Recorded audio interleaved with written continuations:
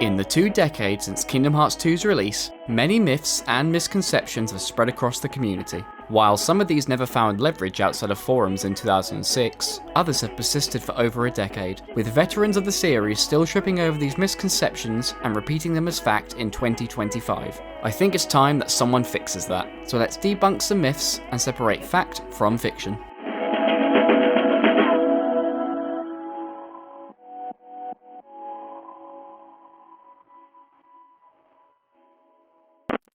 Let's tackle the first myth, Flare Force. Obtained when you defeat Grim Reaper 2, this action ability allows Donald to release a barrage of rockets onto his foes, while Sora is fully actionable. Many believe that Flare Force was buffed for the HD versions of Kingdom Hearts 2, but is that true? Let's compare this finisher side by side between the PS2 version of KH2FM and the 2.5 version.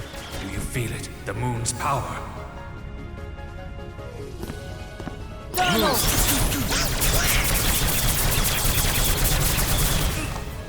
Do you feel it? The moon's power.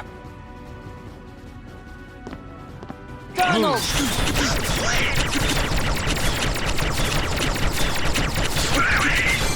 No, excellent. That's quite the buff. The Limit's finisher now goes from lasting around 3.5 seconds to over 5 seconds. No, excellent. Case closed, right? No, as many leave out one crucial detail. This limit was only buffed for international audiences, with players in Japan still dealing with the original limit from KH2FM.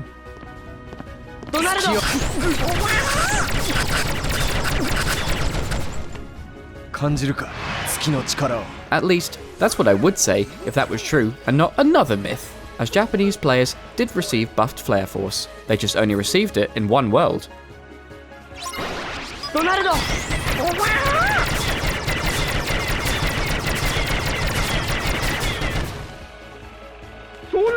Why did Square decide to buff Flare Force and Timeless River for Japanese players? And why was Flare Force buffed in the first place? In the files of Kingdom Hearts 2, you can find the battle lines packaged for each character in the game. Light! Let's go! Bow to me. I am the king. Ha! Ra! Ha! Ta!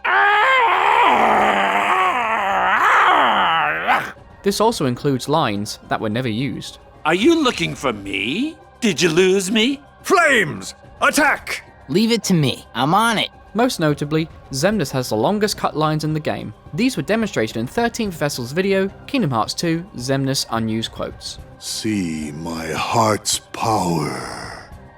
Feel it. Know it. Accept it. Anger. Hatred. Envy.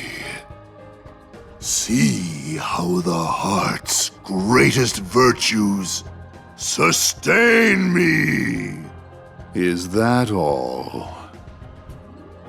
Is that the breadth of your hearts? I shall devour all, the light and the darkness. Sora, Riku. There is falsehood within your hearts. Do you dare deny it?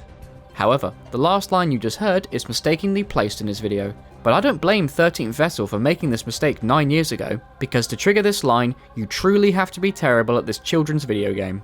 The first step is to send Armoured Xemnas 2 into his next phase, where he knocks you into the void.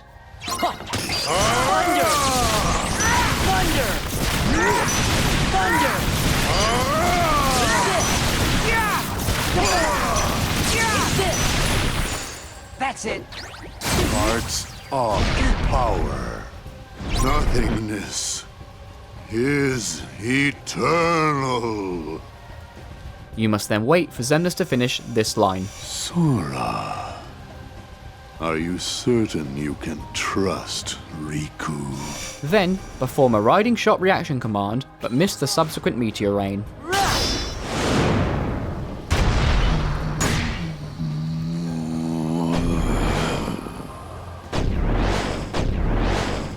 You must then wait for Xemnas to finish this line. Riku, are you sure you're not jealous of Sora?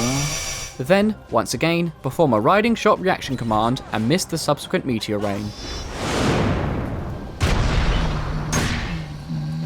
Only now can you finally hear this voice line.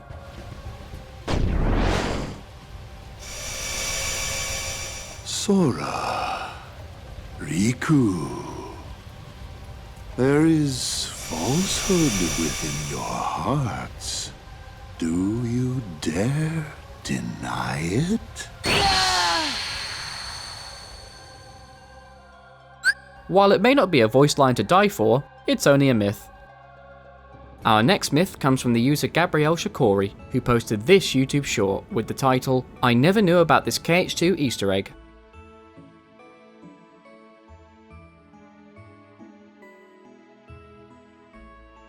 Now, I'm sure you're just as confused as I was trying to find this supposed Easter egg.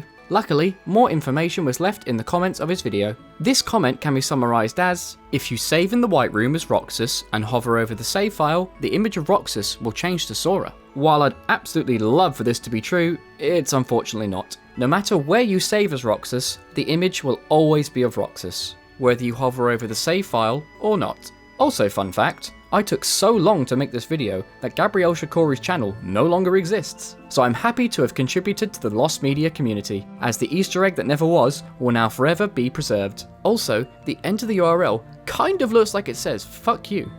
Our next myth is a PC exclusive. When selecting a game in the Kingdom Hearts 1.5 2.5 collection, you are sent to the file waittitleproject.exe. This file is essentially just a splash screen, popping open for a few seconds, then closing shortly after to send you to the game you chose to play.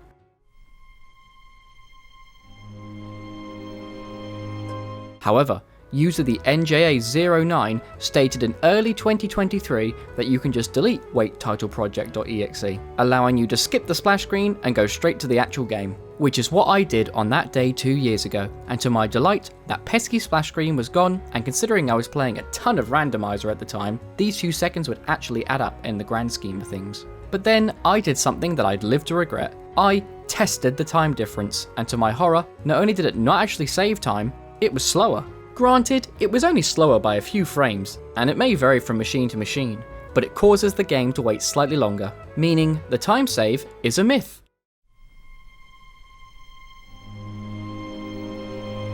Another misconception I often hear is that the Steam and Epic versions of Kingdom Hearts 2 are completely identical, which is 99% correct. But the PC platforms have one difference, one that's most identifiable on the main menu screen. Tell me, can you see the difference?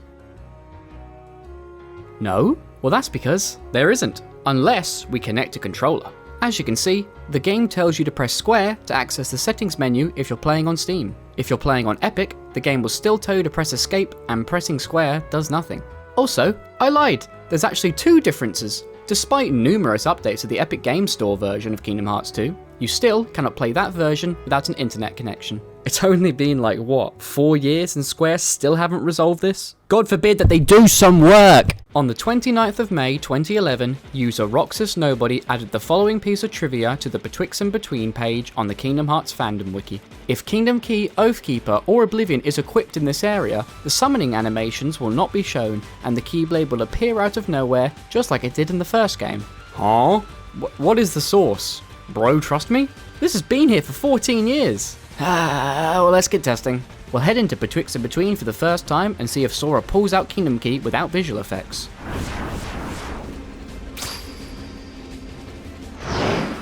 Well, the trivia isn't referring to the cutscene, because there's definitely visual effects there. Let's try heading back in after the fight. Okay, the Keyblade isn't immediately summoned. Let's change to Oblivion while inside.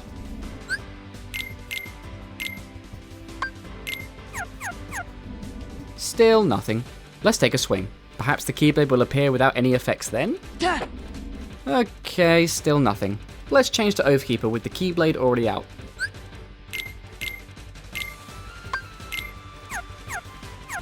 Aha! It changed with no effects. Finally something in this video that isn't a myth, right? Well actually, no. When you change the keychain with your Keyblade already out, there's never any visual effects, regardless of the Keyblade.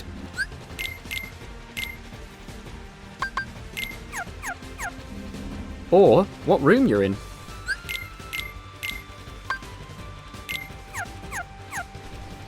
Well, looks like it's time to update that fandom page, because this myth, after 14 years, is busted.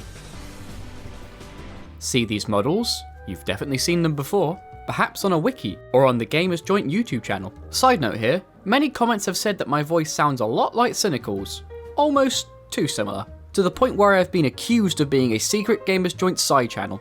And to these accusations I say, have you ever seen us in the same room together?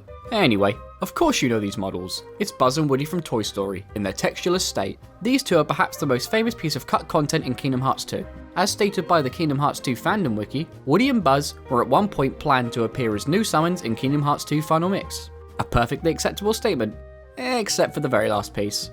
Buzz and Woody were never planned for Kingdom Hearts 2 Final Mix. They were cut long before Kingdom Hearts 2 Final Mix hit shelves, as these models are present in every version of Kingdom Hearts 2, including the original Japanese release. This is compounded further when we review the IDs for the models. The earliest ID number for a summon that made it into the game is 330, this being the ID for Peter Pan. However, Woody's ID is 300, with Buzz's being 310, proving this to be a myth. It's a shame too, because it would have been really cool to summon both Woody and Buzz, and maybe you could use like some cowboy powers when you're using Woody. The final topic to tackle today was among a list of suggested facts and glitches to use in my series, as the person who suggested these facts and glitches did not realise there was an imposter among them. The information given is, you cannot go into anti-form if there is an extra party member aiding you. Correct!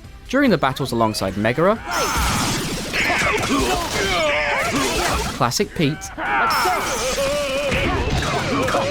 Mickey, Back off! Give me strength! and Hercules. You will never go into anti-form. However, Final Mix added a certain ability that makes this rule problematic. Light and Darkness. As a reminder, Light and Darkness is an ability which guarantees Sora will go into anti-form or final form for the first time. Give me strength! In the code, the game simply sets the anti-form chance to 100%, so a fight that previously removed the anti-form chance has suddenly lost its protection. You won't stop a true hero. Let's go! Take that! Therefore, this is a myth, but only in Final Mix. That's it! You won't stop a true hero. Let's go! Take that! However, one may question, why does the game prioritize Light and Darkness over the extra party member? As an example of its inconsistency, I previously demoed that the game will not force Sora into anti-form if a party member is knocked out. This was demoed while clearly using 2 Become 1, the Keyblade with the ability Light and Darkness. So why does it respect the knocked out party member rule, but not the rule when an extra party member is present? In simple terms, it's down to the order in which the code was written. Some checks happen before the game checks to see if Light and Darkness is equipped, and some happen after. The extra party member check just so happens to come after the Light and Darkness check, so the code never gets the chance to apply the 0% anti-rate exclusive to those fights. This oversight is simply down to where the developers decided to write the Light and Darkness check, which unfortunately was written just slightly out of place. If you want to know who gave me all this technical information, you can thank the person who originally gave me this myth by complete accident. The creator of Refined, Topaz TK. Now, I didn't just include this part to roast Topaz. I included this because I want you, the viewer, to realise that no matter how much knowledge you may think you have about KH2, there's always things to learn about this 20-year-old game, and what you may have thought is fact was a myth all along.